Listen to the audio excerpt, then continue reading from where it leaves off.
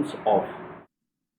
यानी कि हिंदी में अगर इस प्रश्न को जीवेश के मैं लूँ तो जीवेश ये प्रश्न पूछना चाहते हैं कि मीमांसा के अनुसार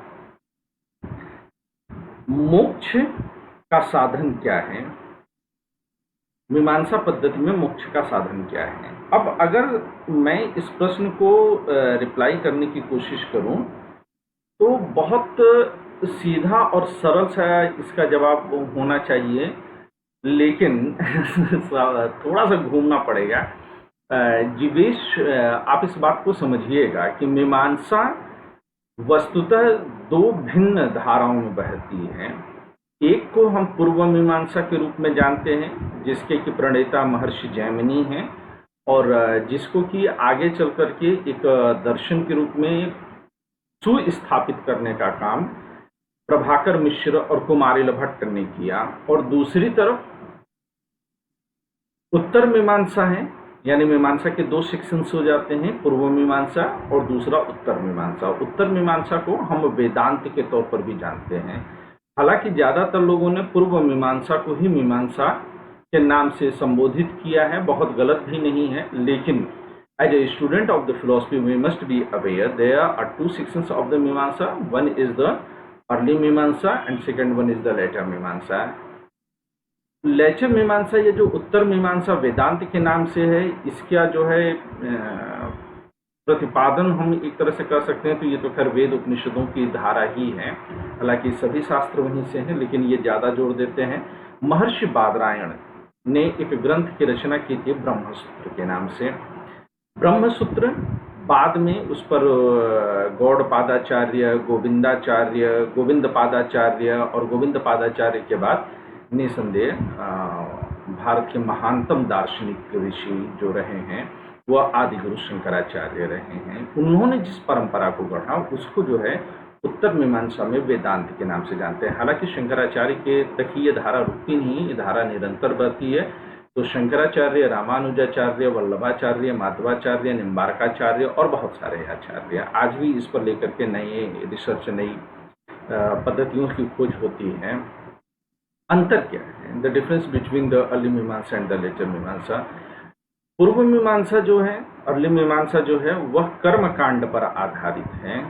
कर्मकांड यानी कि वह जो वैदिक यज्ञ कर्म आदि होते हैं, यह वेदों को हम दो भाग में बांट सकते हैं, या लोगों ने बांटा है, हम कौन होते हैं बांटने वाले। तो जिन लोगों ने शुरुआती दौर में मीमांसा को बांटा है, उनमें से लोगों ने कहा कि वेदों का एक हिस्सा है जो पूरी तरह से कर्मकांड पर आधारित है, जिसमें यज्ञ आदि पर जोर दिया जाता है, तो वह है। और दूसरा हिस्सा जो है वह ज्ञान कांड पर है, जिसमें कि ज्ञान पर जोर दिया गया है। तो पूर्व मीमांसा कर्म कांड पर आधारित है, और कर्म कांड ये जो पूर्व मीमांसा है उसमें मोक्ष को शुरुआती दशा में यज्ञ तक ही माना, स्वर्ग तक माना गया है कि स्वर्ग की प्राप्ति ही मोक्ष है, और स्वर्ग प्राप्ति का साधन जो है वह यज्ञ हवन आदि कर्म है। कर्म कांड का मतलब यहाँ पर यज्ञ आदि से है। तो बाद में जब शंकराचार्य जो है शास्त्रार्थ पद्धति के जरिए वेदांत दर्शन को स्थापित करने के लिए जगह जगह घूम रहे थे, तो उस समय पूर्व मीमांसाकार जो बहुत बड़े नाम हुए हैं पूर्व मीमांसा की पद्धति में, कुमारिल भट्ट जी, उनसे भी जाकर के उनकी चर्चा होती है, शास्त्रार्थ होता है। और वहाँ पर कुमारिल भट्ट जहाँ की यज्ञ को मनुष्य का जो है सर्वश्रेष्ठ लक्ष्य मानते हैं, वहीं पर शंकराचार्य ने जो है यह सिद्ध करने का प्रयास किया कि दर्शन जो है वह यज्ञ की तरफ नहीं लेकर के जा रहा है, बल्कि वह ज्ञान की तरफ लेकर के जा रहा है। तो पूर्व मीमांसा प्रायः जो है वह स्वर्ग को ही मोक्ष मानता है, और स्वर्ग को मोक्ष मानने के कारण उसका साधन यज्ञ है। हालांकि बाद के जो मीमांसाकार हुए हैं वो ये कहते हैं कि स्वर्ग ही अंतिम लक्ष्य नहीं हो सकता है, बल्कि मनुष्य को मोक्ष प्राप्ति के लिए जाना चाहिए।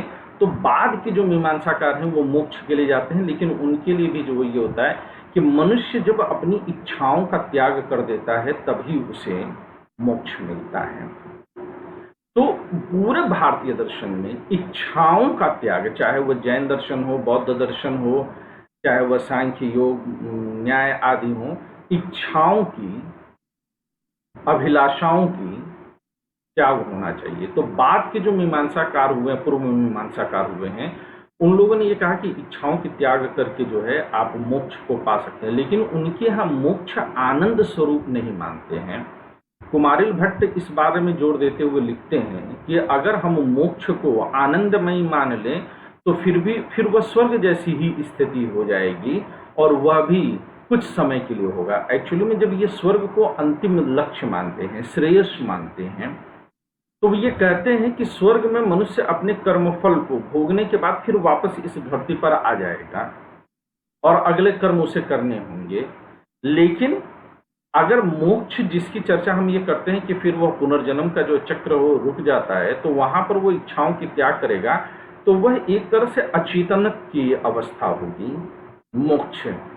यानी कि पूर्व मीमांसा पूरी तरह से कर्म को ही मोक्ष का जो है मार्ग मानेगा, साथ में इच्छाओं का त्याग होना चाहिए। यानी कि ऐसे कर्म जो इच्छाओं के साथ न हो, यानी कि गीता की तरफ लेकर के आपको चले जाएंगे, कर्मण्येवाधिकारस्ते मां फलेषु कदाचन मां कर्म फल हेतुर्भुमा ते संगो अस्त्व कर्मणि।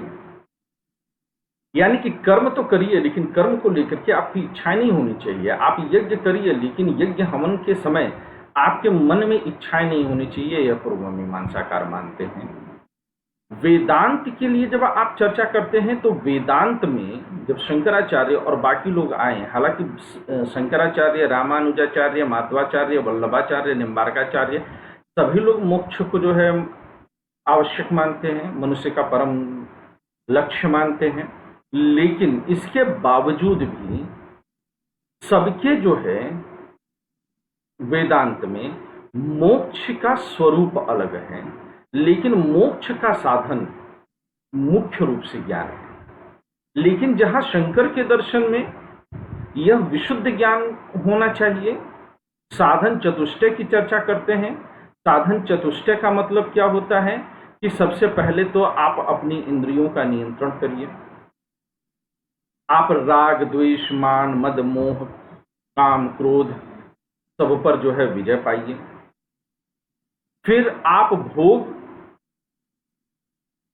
की जो अभिलाषाएं हैं उनका आप जो है त्याग करिए, इसको कहते हैं इह मूत्रार्थ भोग विराग।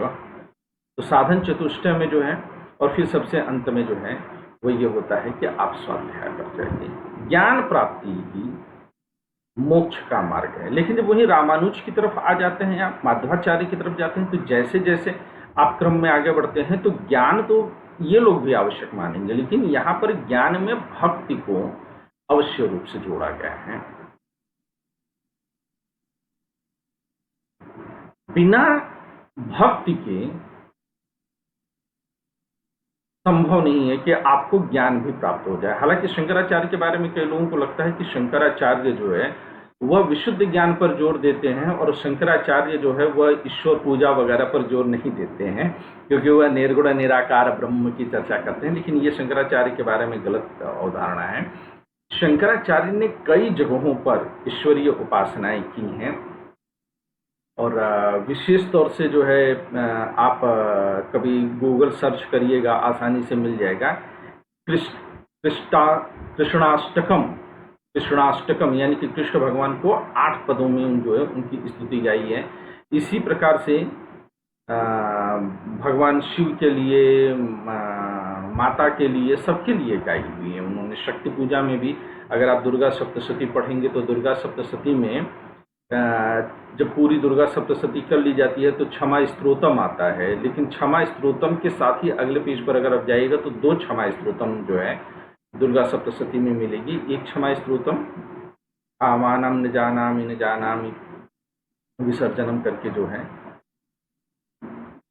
वो है, और दूसरा जो है अपराध क्षमा स्तोत्रम है। अपराध क्षमा स्तोत्रम की जो चर्चा की गई है वो फिर जो है आदिगुरु शंकराचार्य की रचना है।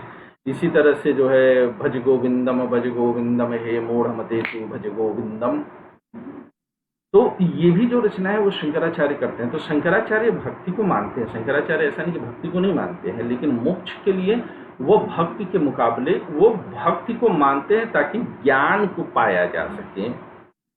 लेकिन जब रामानुजाचार्य वगैरह के पास जाते हैं तो रामानुजाचार्य वगैरह में भक्ति प्रधान हो जाती है और ज्ञान भक्ति के लिए आवश्यक माना गया है। तो अगर हम मीमांसा में कहें तो मीमांसा में इस तरह से हम दो अवधारणाएं देखते हैं, एक पूर्व मीमांसा, एक उत्तर मीमांसा।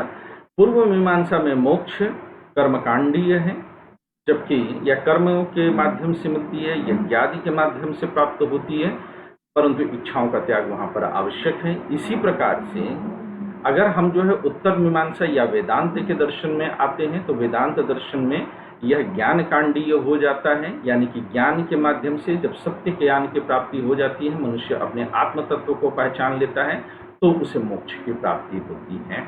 और यहाँ पर भी इच्छाओं की त्याग आवश्यक है, और जब आपके मन में सच्ची भक्ति जगती है तो फिर आपके मन में वैसे भी इच्छाओं का त्याग हो जाता है। तो ये दो धाराओं में बढ़ करके आपको इसका जवाब मिलेगा।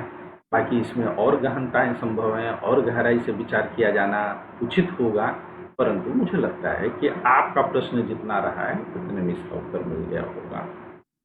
ठीक है जीवेश।